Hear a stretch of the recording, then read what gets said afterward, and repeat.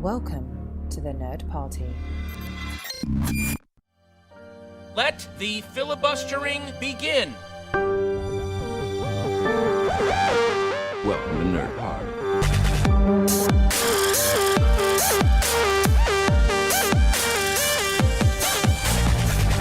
Hello and welcome to Filibuster, part of the Nerd Party Network.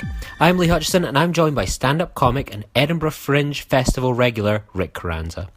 Rik wears his Star Trek and Star Wars fandom and passion on his sleeve and has two shows this year at the festival. Firstly, Star Trek vs. Star Wars, where geek culture collides in a fight to see which is better, a galaxy far, far away or the final frontier. Hosting this passionate, explosive and heartfelt panel show, Rik brings together different guests every day in the battle for sci-fi superiority. The panel enthuse, defend, debate, but the audience decide. In addition to his panel show, Rik has a more personal show, I Am a Fan. Rik asks, how far would you go to fit in? What happens when you deny the very thing that defines you? In this deeply personal show, Rik revisits a past that forced him to choose between embracing his passions or bowing to the expectations of others. A story about love, life, death and Star Trek. It's impossible not to relate to this brilliant show. We've also got a special preview of next week's big interview when Rik shares with me about a special guest who appeared during this year's show. You'll find links to all of Rik's shows and events on our webpage and in the show notes. Enjoy and thanks again to Rik for joining me. See you on the other side. So yeah, Rik, thanks for joining me today. How's your Fringe Festival going so far? Yeah, it's great. This has been fun. This has been a really fun one.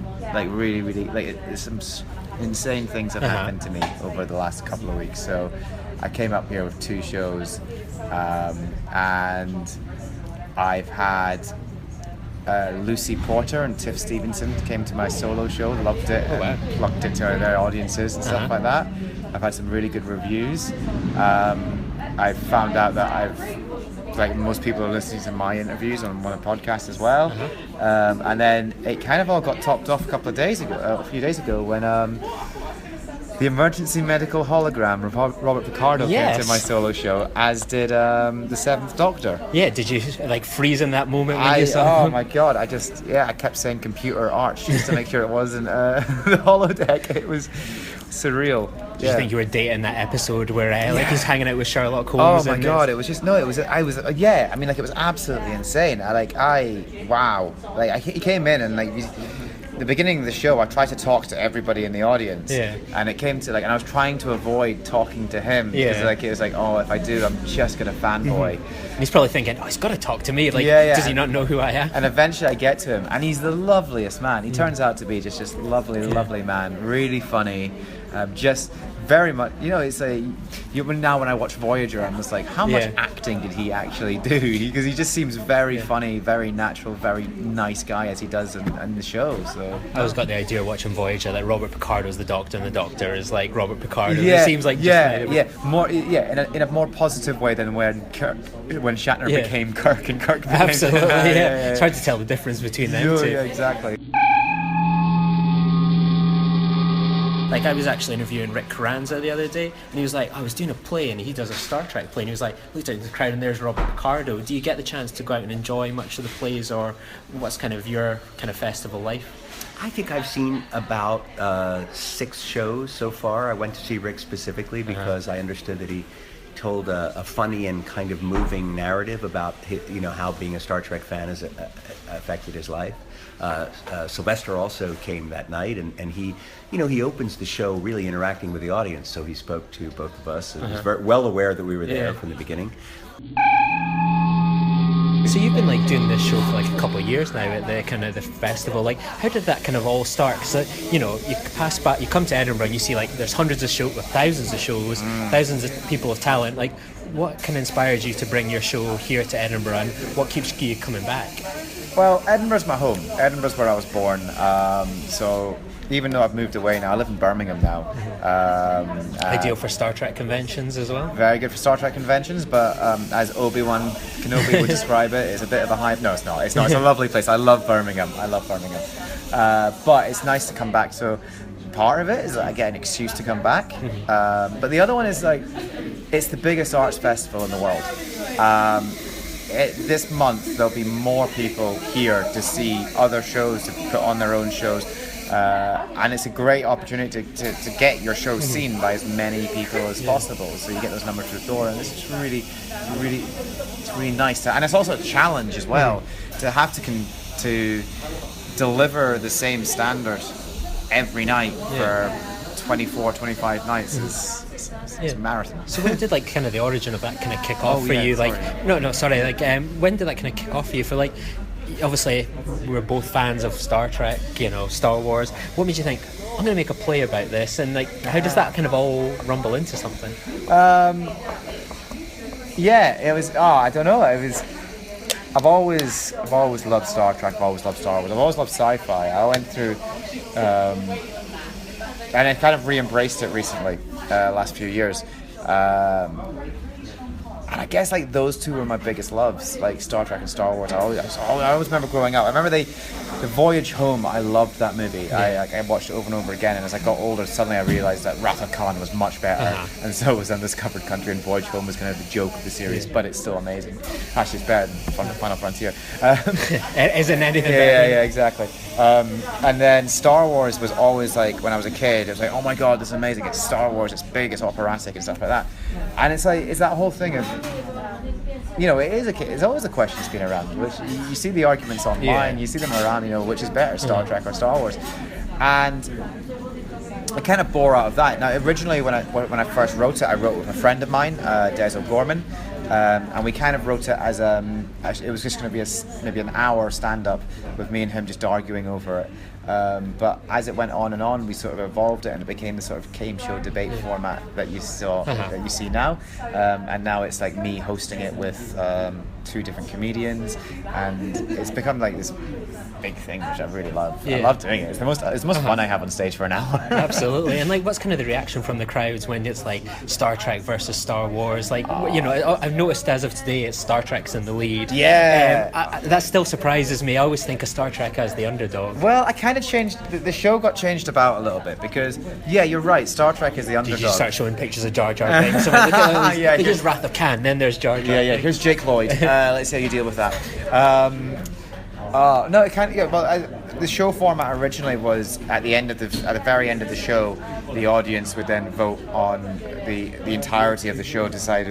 But we've changed it up a little bit, and now actually the audience win it themselves with their own knowledge. So we actually test the knowledge of the audience, or we bring people to the stage and stuff like that. So it there is actually a stake where it's actually the audience who can win it. Yeah. For the either side. Excellent. Which is really, really cool. And what it tends to mean, what I have found, is that Star Trek fans are more knowledgeable than Star Wars fans. Absolutely. Because this is what happened last year, because Star Wars is more popular. Yeah. It is, because it's much more accessible. And the power of marketing in Disney and Lucasfilms, but it's more of a pop culture thing, so people come along because they know it, they know Star Wars, but they maybe don't know Star Trek, whereas Star Trek fans tend to be a little bit more dedicated to Star Trek. They tend to know it more. They don't just talk about like the quality of the episode. It's like, well, what about this space decision, and was the right thing exactly happening? You'll have the higher philosophical talk about, was Q a bit of a dick there? Yes, he was. Yes. I think he always was. And then obviously you've got your other show, I Am Fan. How did that all kind of come around? That seems a bit of a quite a different show. Yes, very different show. It's actually very different to what I've done previously. So my main sort of income and main sort of thing is stand-up. I do stand up around the country, lots of clubs and stuff like that, which is a lot of fun. But this is more sort of a storytelling, narrative-driven comedy show. So there is comedy in it, but it's very much a story at its heart.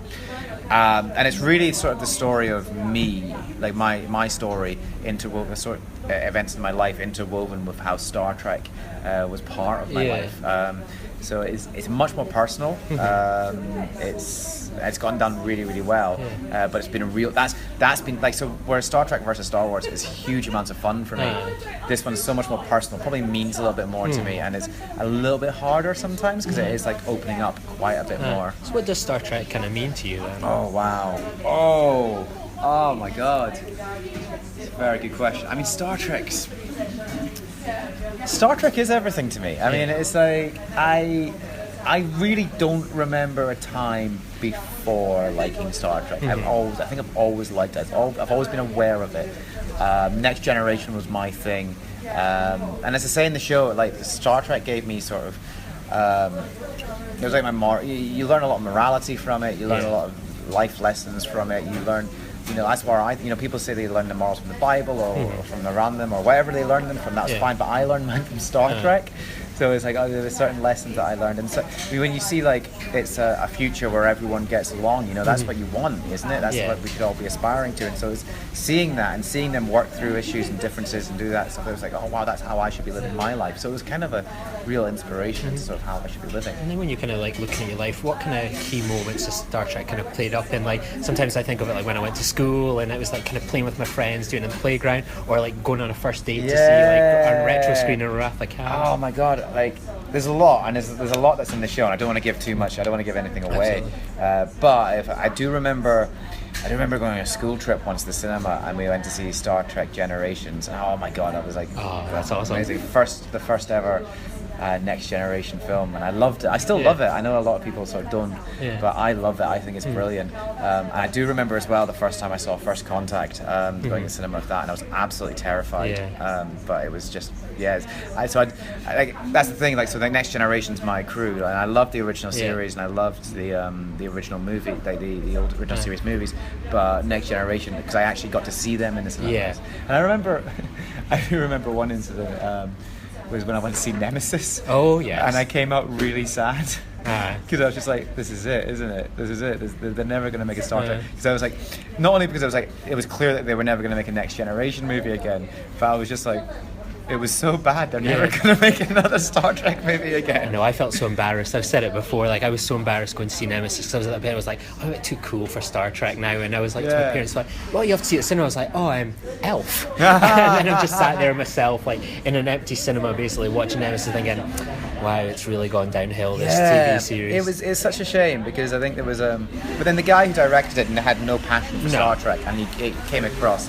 But apparently Patrick Stewart loved it because he got to drive that. The Argo. The Argo. Oh my god, the Argo. Oh, right, sorry, this is bad memories. So what's like kind of good memories? Like what's kind of like is Next Generation your favourite series? Have you got a favourite movie? What are some of your like favourite Star Trek kind of episodes? I love Next Generation. Next Generation is my thing. I think there's nothing. I can watch Next Generation all day, every day. When it comes to movies, when it comes to, I have watched Deep Space Nine. Yeah. And I think what happened with Deep Space Nine is I didn't enjoy it when it first came out because I didn't enjoy Deep Space Nine because I think like the British, like the BBC, kind of screwed up those shows because they aired everything out of order. So Deep Space Nine works really well when you watch it all in order. And when you think about how TV is nowadays with like Game of Thrones and Breaking Bad and all them, where it's like season-long stories, Deep Space Nine was doing that in the early 90s, and I loved it. So now I've watched it again and I enjoy it. I've watched Voyager and I do enjoy the odd episode of Voyager. Enterprise exists. I like how you said the odd episode of Voyager. No, I think there's some. I love Voyager. I do, I really, really do, and I love the three sort of the Doctor, Janeway, and Seven of Nine relationship is fantastic. I think it's some of the best sort of storytelling comes around those guys, and best character development comes around those guys. It has its moments.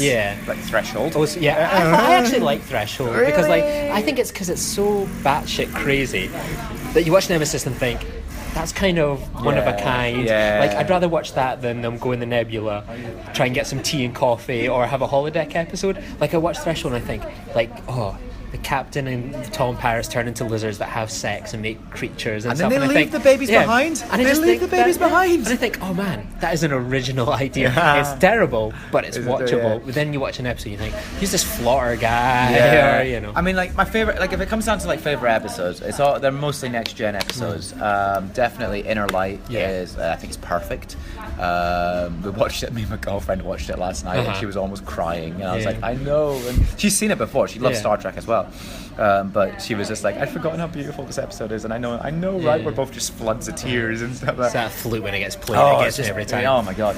So there's that. I love Darmok. Obviously, Darmok's fantastic. Chain of Command and Unification. Reunification are probably one of my favorite ones. Pegasus as well. I love that's a classic. Pegasus. Really great one.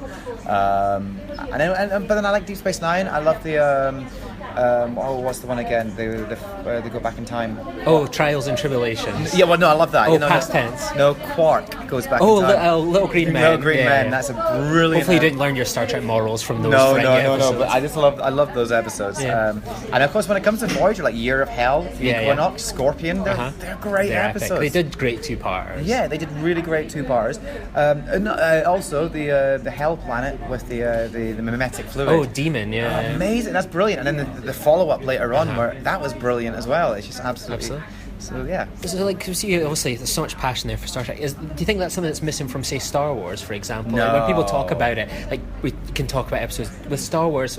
How does your kind of passion compare? No. I think because Star Wars is very different. I think like Star Wars is like, because it is all about the story that is there. What I love what's happening right now is Star Wars is starting to branch out, and you've had the Clone Wars TV series, you've had Rebels TV series, both very good by their own sort of standards.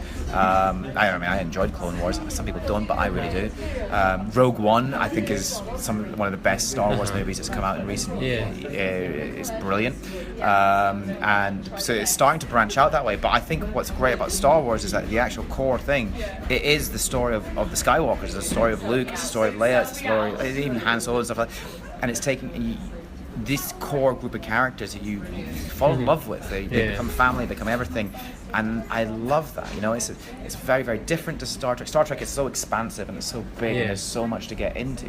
But with Star Wars, at its core, first of all, with Luke, it's the hero's journey. He goes from being the farm boy to the hero.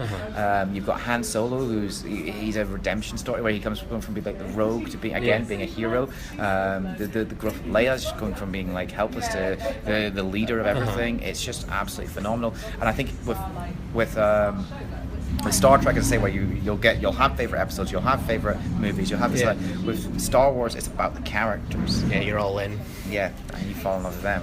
Because obviously, like on the horizon, we've got like Last Jedi and Star Trek Discovery. What one are you perhaps more excited for? That's your real Star Trek versus Star Wars. It's going to be Discovery, because it's been oh god, it's like what, 9 years since Star Trek was on TV. So it's like 2005 was Enterprise cancelled. Yeah. So it's been 9 years since Star Trek was on TV. It's been 11 years since we've had good Star Trek on TV. So it's like I'm really excited about it. I think I'm looking at it, and I've watched the trailers numbers of times, and I really like where it's going. It's interesting. I think there's a lot of stuff that's interesting that's coming out that I'm hearing from the rumours, that they're ditching Gene Roddenberry's golden rule of no conflict. That was kind of baffled me that was made in such a big deal. It was like, well, Deep Space Nine just like throws out the window straight away. And some of the best stuff comes from the conflict they have. So I'm interested to see that. I think the cast is phenomenal. Anthony Rapp I think he's brilliant. I think Michelle Yeoh is a phenomenal actress. Sonequa as well, she's going to be brilliant. So I'm really, really excited about that. I'm just generally really excited about it. I think it's going to be interesting to see it brought up to date. And like, I think the Klingons look cool. They do. I don't care what anyone else says. I think they look cool. Star Trek fans moan about how the Klingons look is something that's never going to get old and stuff. I don't think anyone had that problem in like the 70s when the motion picture came out. I think people just moan for the sake of moaning. I think so. I think some people just like moaning, but yeah, you're right. Yeah. Absolutely. So like, kind of like after obviously your festival, we're kind of halfway through the run. Like, what's kind of next for you after this kind of whole ends? Is it going to be relaxing for a while, or is it straight into next shows, writing again? Maybe about 6 months of sleep. I've got a lot coming up. Hopefully we'll get the solo show touring. Star Trek versus Star Wars is getting booked in around the country, so that's quite nice. So it's got a few Comic-Cons and science festivals and stuff like that, so that's really, really nice. And it's just get back into the grind of sort of the day-to-day stuff that I do, the gigging and the writing and stuff like that, so it's really, really nice. So it's like my year sort of revolves around Edinburgh. What am I going to do for Edinburgh? So it's going to be nice to sort of have a couple of months off, just doing my other stuff, and then beginning of the year I can start thinking of it again. And is your kind of your own stand-up, is it quite different to like the kind of Star Trek shows and Star Wars shows you do? Yeah, I mean it is. Because I'm handling different content, and also it's hard to go into a club and be a Trekkie and a Star Wars or a geek and try and talk about geek things because most people won't get it. So that's why I've sort of created these shows where I can be like, this is my stuff. Where's my audience? Come and see me do this stuff here. Whereas when I go into clubs, I try to. I talk more about my race. I talk about my upbringing. I talk about relationships. So more standard material I talk about. So, but again, from a very unique point of view, because I'm Scottish Filipino, so it's that very unique. Absolutely. So if people wanted to like ever check out any of your shows, obviously at the Fringe or kind of in the future, where's best to kind of like track your information? That sounds a bit more stalkerish. I know, where's the best way to get your? your? Well, the bush outside my house. That'd be a good way. I've got a website, rikcarranza.com. Good luck spelling it. We'll put those in the notes. Oh, okay, good. I've got my Twitter account, which I'm pretty active on, and I've got a Facebook fan page as well, both for myself and also for Star Trek versus Star Wars. So it's cool. So you can keep all the information. Excellent. Well, thank you so much for joining us, and hopefully you have an amazing rest of the Fringe. Thank you. It's been a pleasure. Join the revolution. Join the Nerd Party. Welcome to Nerd Party.